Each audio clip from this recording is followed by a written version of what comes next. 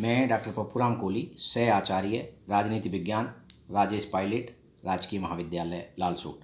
प्रिय विद्यार्थियों, आज हम लोग राजनीति विज्ञान में शक्ति का अर्थ और उसकी परिभाषाओं, शक्ति के स्रोत, शक्ति के प्रकार, साथ ही शक्ति की सीमाओं का अध्ययन करेंगे। प्रारंभिक काल से लेकर अब तक राजनीति विज्ञान विषय के विद्वानों द्वारा शक्ति के महत्व को स्वीकार किया जाता रहा है। कौटिल्य ने दंड शक्ति को राजनीति विज्ञान का मूल आधार माना है। वे लिखते हैं कि समस्त सांसारिक जीवन का मूल आधार दंड शक्ति ही है। बेकर के अनुसार राजनीति शक्ति से पृथकनीय है। कैटलिन ने शक्ति का विज्ञान माना है। बर्ट्रैंड रसल ने शक्ति को समाज विज्ञान की मूलभूत अवधारणा के रूप में माना है। राजनीति विज्ञान में शक्ति की अवधारणा को समझना इसलिए भी आवश्यक है कि इस संबंध में जो मिथ्या विचार प्रचलित हैं कि लॉर्ड एक्टन का कथन है कि शक्ति मनुष्य को भ्रष्ट करती है और निरंकुश शक्ति मनुष्य को पूर्णतया भ्रष्ट कर देती है। वस्तु स्थिति यह है कि शक्ति तो सामाजिक व्यवस्था के लिए आवश्यक है और शक्ति के बिना किसी प्रकार की सामाजिक व्यवस्था की कल्पना नहीं की जा सकती है। शक्ति का अर्थ और परिभाषाएं। रॉबर्ट ए डेल के अनुसार शक्ति के अध्ययन की प्रमुख कठिनाई यह है कि इसके अनेक अर्थ होते हैं। वस्तु स्थिति यह और शक्ति को विभिन्न विचारकों ने अलग अलग रूप से परिभाषित किया है। रॉबर्ट वायरस्टेड के अनुसार शक्ति बल प्रयोग की योग्यता है, न कि उसका वास्तविक प्रयोग। मैकाइवर शक्ति होने से हमारा अर्थ व्यक्तियों या व्यक्तियों के व्यवहार को नियंत्रित करने, विनियमित करने या निर्देशित करने की क्षमता से है। मॉर्गेनथाउ शक्ति का प्रयोग करने वालों तथा उनके बीच जिन पर इसे लागू किया जा रहा है एक मनोवैज्ञानिक संबंध होता है। शक्ति में वह प्रत्येक वस्तु सम्मिलित है जिसके माध्यम से व्यक्तियों पर नियंत्रण स्थापित किया जाता तथा उसे बनाए रखा जा सकता है। आर्गेन्स की शक्ति दूसरे के आचरण को अपने लक्ष्यों के अनुसार प्रभावित करने की क्षमता है। गोल्डहैमर तथा सिल्स के अनुसार एक व्यक्ति को उतना ही शक्तिशाली कहा जा सकता है जितना कि वह अपने लक्ष्यों के अनुरूप दूसरे के व्यवहार को प्रभावित कर सकता है। राजनीतिक शक्ति के संबंध में 3 बातें कही जा सकती है। नंबर 1, राजनीतिक शक्ति धारण करने वालों में उच्च अधीनस्थ का संबंध प्रकट होता है। नंबर 2, राजनीतिक शक्ति का प्रयोग अंतोगत्वा सामान्य जनता पर होता है और उसे सत्ता प्रयोग करने वालों की बात माननी होती है। नंबर 3, राजनीतिक शक्ति मनोवैज्ञानिक संबंध प्रकट करती है, न कि भौतिक संबंध। शक्ति के स्रोत।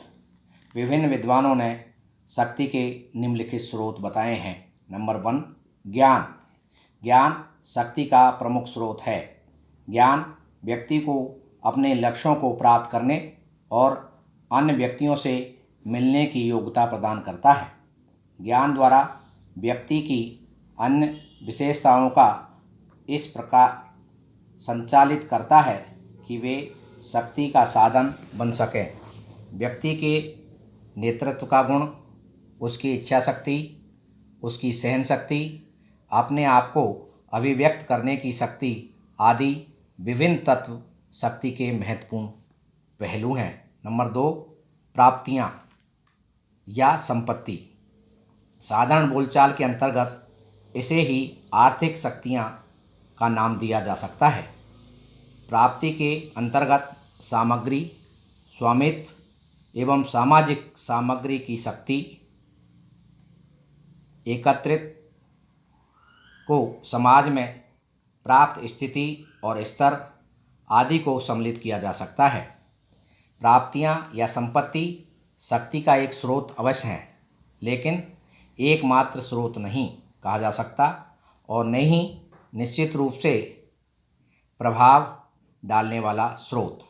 बिना संपत्ति के भी एक व्यक्ति अन्य व्यक्तियों के कार्यों को प्रभावित कर सकता है और संपत्ति के होने पर भी आवश्यक नहीं कि वह दूसरे के कार्यों को प्रभावित कर सकेगा। नंबर 3, संगठन। कहावत भी है कि संगठन में ही शक्ति होती है। विभिन्न प्रकार की विचारधाराओं के बावजूद आपस में मिलकर संघ बना लेते हैं तो उनकी शक्ति कई गुना बढ़ जाती है। आधुनिक युग के मजदूर संघ तथा व्यापारिक संघ इसके उदाहरण हैं। शक्ति की दृष्टि से सबसे बड़ा संघ राज्य ही है और इसका एक प्रमुख कारण राज्य का सर्वाधिक संगठित स्वरूप है। संगठन अपने आप में शक्ति का महत्वपूर्ण स्रोत होता है। नंबर 4, आकार। जितना बड़ा संगठन होगा उसके पास उतनी ही अधिक शक्ति होगी। संगठन का आकार उसे शक्ति प्रदान करता है और अपने उद्देश्यों को प्राप्त करने में सफल भी हो जाते हैं। नंबर 5, विश्वास। विश्वास भी शक्ति का महत्वपूर्ण स्रोत है। उच्च अधिकारियों के आदेशों की पालना निम्नस्थ अधिकारी इसलिए करते हैं कि उनमें परस्पर विश्वास होता है। आवश्यक नहीं कि विश्वास को शक्ति के माध्यम से प्राप्त किया जा सके। नंबर 6, सत्ता। सत्ता भी शक्ति का स्रोत होती है। शक्ति अपने आप में कुछ नहीं है यदि उसे सत्ता का प्रयोग या सहयोग नहीं मिले। सत्ता द्वारा ही शक्ति को संरक्षित किया जाता है अथवा उसका प्रयोग सत्ता के द्वारा ही संभव होता है। शक्ति अपने आप में असहाय है जब तक कि सत्ता उसे प्रयोग में नहीं लेवे।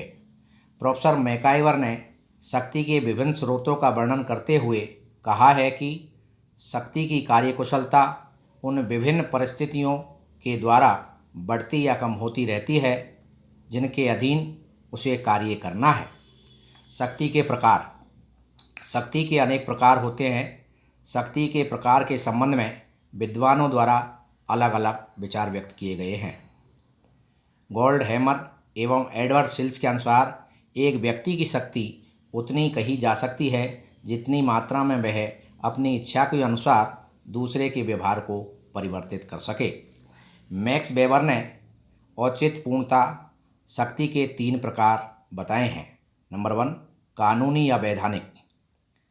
जब अधीनस्थ लोग शक्तिशाली व्यक्तियों द्वारा निर्मित कानूनों, निर्देशों एवं डिग्रियों की वैधानिकता में विश्वास करते हैं तो यह औचित्यपूर्ण शक्ति वैधानिक कहलाती है। नंबर 2, परंपरागत शक्ति। जब शक्तिशाली द्वारा प्रसारित आदेशों को परंपरा के आधार पर पवित्र माना जाए अथवा परंपरा के कारण ही वह शक्ति का प्रयोग करें तो इसे औचित्यपूर्ण शक्ति का परंपरागत रूप कहा जाएगा। नंबर 3, करिश्मावादी शक्ति। औचित्य की मान्यता का आधार शक्तिशाली के व्यक्तिगत गुणों के प्रति भक्ति होती है तो वह करिश्मावादी औचित्यपूर्ण शक्ति कहलाती है। करिश्मावादी शक्ति के अंतर्गत अनुयायियों को अपने नेता की विशेषताएं प्राय अद्वितीय प्रतीत होती हैं और उसके सम्मुख पूर्ण समर्थन कर देते हैं। पंडित नेहरू को अपने प्रधानमंत्री काल के अधिकारों वर्षों में और 1971-72 के वर्षों में श्रीमती इंदिरा गांधी को भारतीय जनता पर करिश्मावादी शक्ति ही प्राप्त थी। बायरस्टेड ने शक्ति के निम्न प्रकार बताए हैं। नंबर 1, दृश्य शक्ति और अदृश्य शक्ति। शक्ति के अदृश्य रूप को प्रच्छन्न शक्ति कहा जाएगा तथा उसका प्रकट रूप अभिव्यक्त होने पर उसे सत्ता, बल आदि कहा जाएगा। नंबर 2, दमनात्मक शक्ति या अदमनात्मक शक्ति। नंबर 3, औपचारिक शक्ति या अनौपचारिक शक्ति। नंबर 4, प्रत्यक्ष या अप्रत्यक्ष शक्ति। शक्ति का प्रयोग स्वयं धारक द्वारा किया जाए तो उसे प्रत्यक्ष और अधीनस्थों द्वारा प्रयुक्त हो तो उसे अप्रत्यक्ष कहा जाएगा। गोल्ड हैमर एवं एडवर्ड सिल्स ने शक्ति के 3 रूप बताए हैं। नंबर 1, बल। शक्तिवान व्यक्ति बल का प्रयोग करता हुआ उस समय कहा जाता है जिस समय वह अधीनस्थ व्यक्तियों के व्यवहार को भौतिक शक्ति के माध्यम से प्रभावित करता है। नंबर 2, प्रभुत्व। जब शक्तिवान व्यक्ति अपनी इच्छा को प्रकट कर दूसरों के व्यवहार को प्रभावित करता है तो वह प्रभुत्व कहलाएगा। प्रभुत्व आदेश या आग्रह के रूप में हो सकता है। नंबर 3, चातुर्य।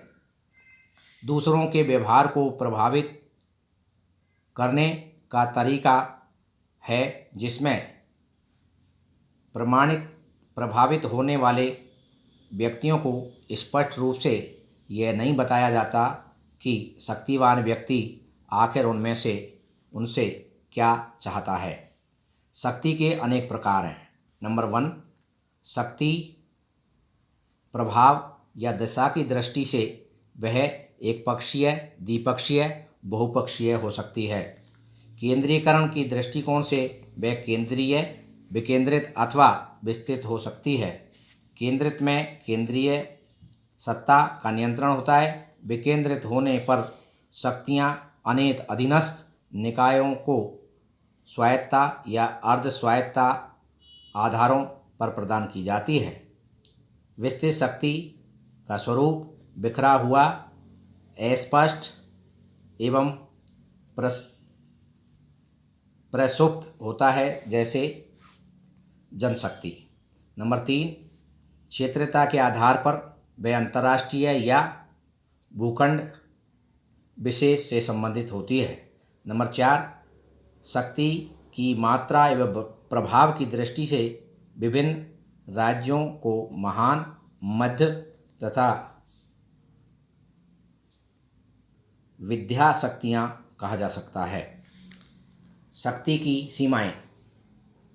शक्ति का प्रयोग विभिन्न प्रकार की शक्तियों या साधनों के आधार पर किया जाता है, जैसे पुरस्कार, दंड, आर्थिक लाभ देना या रोकना आदि। शक्ति का प्रयोग करते हुए पिटाई, जेल, जुर्माना, अपदस्थीकरण या अपमान, इसमें से किसी भी साधन को अपनाया जा सकता है। इसी प्रकार संस्था पर शक्ति का प्रयोग करते हुए धमकी या प्रलोभन में से किसी को भी आवश्यकता अनुसार चुना जा सकता है। उदाहरण के लिए अमेरिका का राष्ट्रपति वहाँ की कांग्रेस पर अपना प्रभाव जमाने के लिए या तो कांग्रेस सदस्यों एवं उनके अनुयायियों को पदों का प्रलोभन देता है अथवा विशेष सम्मेलन बुलाकर या मतदाताओं से सीधे अपील करने की बात कहता है, अथवा विधेयक विशेष पर निषेधाधिकार के प्रयोग की धमकी देता है। इनमें से एक साधन के असफल होने पर दूसरे साधन को अपनाया जा सकता है। शक्ति प्रयोग स्वच्छंद नहीं होता है, उसके ऊपर अनेक प्रतिबंध लगाए गए हैं। नंबर 1, इतिहास और परंपराएं। नंबर 2, सहमति या स्वीकृति प्राप्त करने के तरीके। नंबर 3, राजनीतिक विकास का प्रभाव। नंबर 4, धर्म। नंबर 5, नैतिकता एवं समूहों का दबाव।